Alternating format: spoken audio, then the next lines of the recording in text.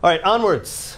As you can see, we've had, as you know, I like to do costume changes, and this is awesome. We got a new little piece of gear here. I love this. I am not an Oakland Grizzly. I am a Spartan, but I do love soccer stuff and soccer gear. So we have Coach Eric Pogue with us here today. Coach, thank you very much for joining. Yeah, thanks for having me. Appreciate it. Yeah, man. All right, so let's talk about the upcoming season for the men's team here.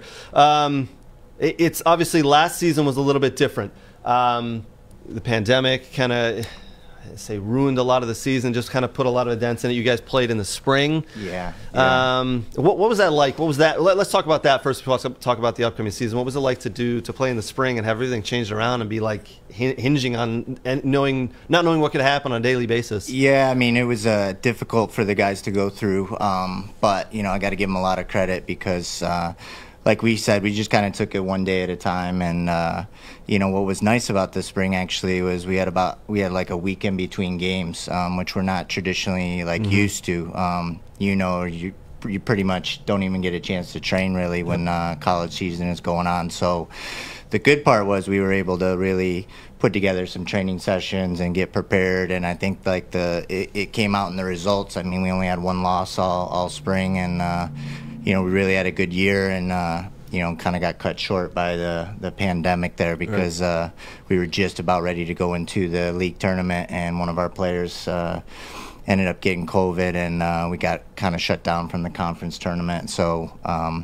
I think we would have probably gotten an at-large bid as well, as we finished 20th in the country. But I think because we didn't really get an opportunity to play in the conference tournament, it was a good excuse to kind of knock us out of it. So that part was a bummer, but the one good thing that came of it as well is just kind of the team bonding and camaraderie that came behind that, and being able to just kind of rally behind all that, and just take it one day at a time, 1 week at a time, because we really didn't know, if we were going to be playing, if the other team got COVID, if we got COVID, so it was a little bit of a difficult thing. It kind of does become that one kind of day at a time, that old cliche, but it really does kind of, it lends itself to that. And I know what it's like, obviously in the college season, as you said, you don't have a lot of time to train. It's just game after game after game. So you guys are probably able to put a lot of, get those kids a lot of tactics and a lot, for lack of a better term, a lot of learning of how to play the college game properly, right? Yeah, and I think it was good. We got everybody coming back this year because of COVID. All our seniors were allowed to come back actually for an extra year, because they obviously, so all of them did. A couple of them passed up on a few pro opportunities to come back for their senior year. Noah Jensen finished as a second-team All-American, and he's been training with the Columbus crew this week. I know they really like him down there, but he really wants an opportunity to kind of finish what he started. And for us to be able to implement all that stuff over the last year, and then be able to basically bring the entire squad back for this fall, makes for a good thing. I want to make sure a lot of the viewers understand, maybe if you're not from the Metro Detroit area, Oakland University is traditionally a little bit of a smaller university compared to what, like Michigan State or Michigan that we have here, University of Michigan as we have here in our state. But consistently, you guys are ranked, and you are in the top 25. It's a credit to you and your staff, the recruiting you do, the work you do. Again, consistently, you guys are ranked and a big draw for big players, and do a great job with it.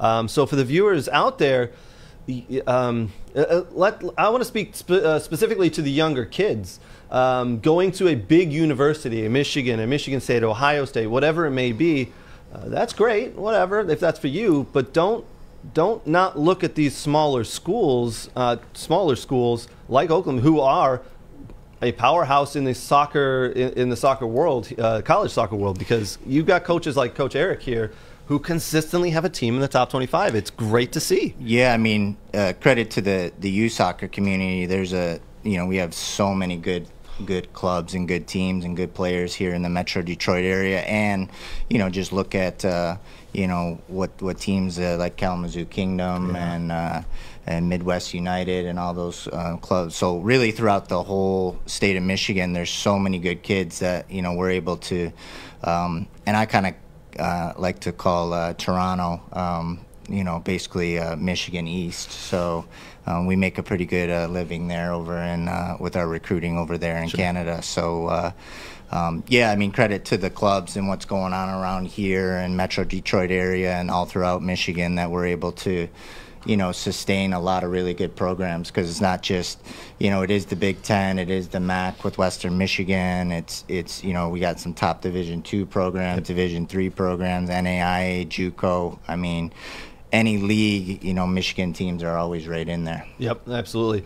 Let's talk about your upcoming season here. You guys. You start Monday, right? Monday mornings, your first official training, back to probably two a days for a little bit. Yeah, meetings and all that good stuff on Monday. Can't touch a ball, but and then Tuesday we kick right off with some double sessions, and but we're gonna do it a little bit different than we've done in the past, because we did train we basically been training for a full year straight, and these guys really, almost all of our guys played summer soccer, so. Our guys are fit and our guys are sharp, and we have a lot of stuff, like you said, that we've implemented over the last year due to kind of the whole COVID situation. So we're really going to go kind of 2-2-1 off, 2-2-1 off, and kind of built that into our periodization schedule. So I don't think it'll quite be like the days when we were playing with double and triple sessions and fitness tests and all that stuff.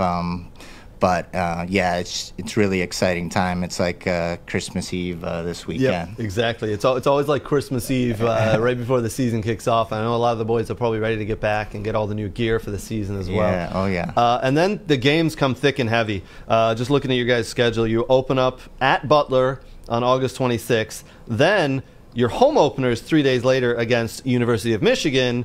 And then a couple of days later, you travel to Michigan State. The games come thick and heavy real quick. Yeah. I was talking with our staff, associate coach Paul Doro and assistant coach Kevin Garner, who do a great job for us. And we were just saying, like, takes forever for the season to come. And then once it comes, preseason's over in like 2 seconds. The games start, and then next thing you know, it's Thanksgiving.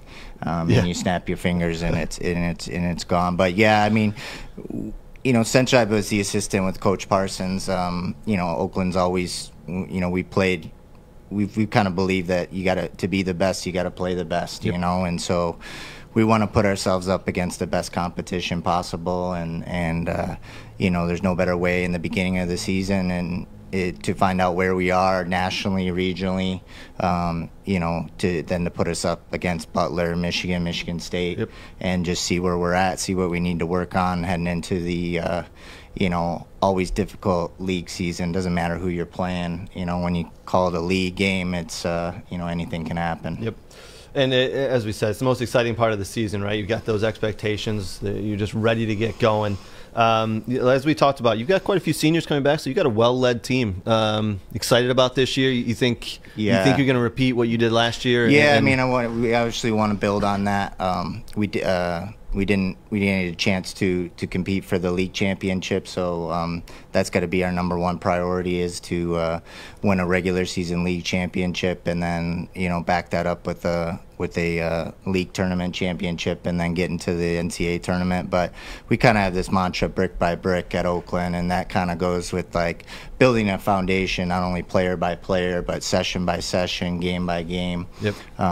Can't really get too far ahead of ourselves, and really just kind of learn where we place the next brick based on what we did in the last training session or the last game, and really just kind of focus one game at a time, and that's really going to be our focus. But yeah, I think there's some high expectation level for us, and we want that, we want that, and that's what our program's always been about. Yep.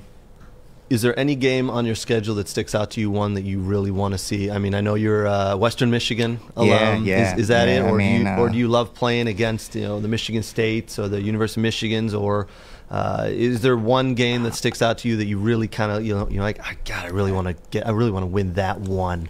Yeah, I'm gonna just say the Butler game sticks out with the brick by brick mentality. All those are, but one of my good friends, Paul Snape, is the head coach down there, and two good friends, Adam Brew and Jason Perry, are the assistants down there. And so if I'm going to stick with that kind of mentality, then I got to have that mentality for the team as well. So that one kind of sticks out because you want to start out the season well. You go in there and don't play well, then everyone kind of maybe starts to question you a little bit. So want to play well in that game. And then, I mean, obviously all the the in-state rivalry games are all, and we always have a great battle with University of Detroit as well. So I don't want to, but yeah, Western, Detroit, Michigan State are always, and I think the Bowling Green game is a big one as well. We got them at home. We got Dayton at home. Big one. So well, I love that answer. I love the answer. If you're going to tell your team to do it day by day and brick by brick, that first game. And big shout out there to some of the players, coaches you mentioned who are former players, Jason Perry and Paul Snape, and to your assistant coach there, associate head coach Paul Doro. I played with him quite a few years ago as well. Yeah, Paul's great. He's done a great job for us, and we obviously wouldn't be able to do it if it wasn't for those guys, and we got quite a this is our 49th year of Oakland soccer. So next year will be a big year of 50. So we got a lot planned for next year, but we want to go into that as a champion. So, but we got to have a good Monday. Yep, I love it. Absolutely love the message you're saying and passing on to your players. Well, Coach Eric Pogue from Oakland University. Coach, thank you again for joining. Very much appreciate it. I'm going to wish you luck on every single one of your games this year. All right. Except for maybe one. Maybe one. Maybe my Spartans can get one over I'll root for you. Don't worry about it. I have no stake in the game. I lived in Rochester, so you do now. You got the jacket right here. now. Right here. So, I could tell people I went to Oakland. I didn't, but I could tell people that. Tell them, man. Absolutely. We'll go for it for sure. We'll take any fans that we can get, and that'll be a big game. And obviously the Michigan game, I think, will be a huge home draw as well. And if you guys are in the Metro Detroit area, out at Oakland and Rochester, the Oakland University, I've been to some of the games. The crowds are pretty fun. It's a good atmosphere and great soccer. As we talked about earlier in this segment, you're going to be watching a team that's going to be nationally ranked in the top 20, 25. And don't forget that unbelievable field that we got. I was about to bring that up. Correct me if I'm wrong. That's a brand new field, right? And it looks like it's brand new because we got our groundskeeper Todd Rogula, who actually is a coach in the Liverpool. Yep, I know Todd. So Todd is he does an absolutely. I mean, you guys have probably seen on social media all the different designs he puts into the field, and that's one reason we're able to get a Michigan State, Butler next year, Creighton, Louisville to come play us because they we got such a quality surface, which allows for some pretty unbelievable soccer. So I will say that field is absolutely phenomenal. Even when I was playing back 20 years ago, we looked. It's forward. the same field too. Man. Wow, I thought it was newer. No, I mean it does. It looks every time I go on it, I think it's brand new. But I mean, that staff you got over there. We haven't played on it in a year, so it's the best it's ever. Todd's like it's the best it's ever been, and over probably 25 years. Wow. So it's amazing. We're pretty blessed. So yep. Well, thank you again, Coach. Very much appreciate you joining. It, guys. Thank you. Thanks. Good luck this season. Yeah.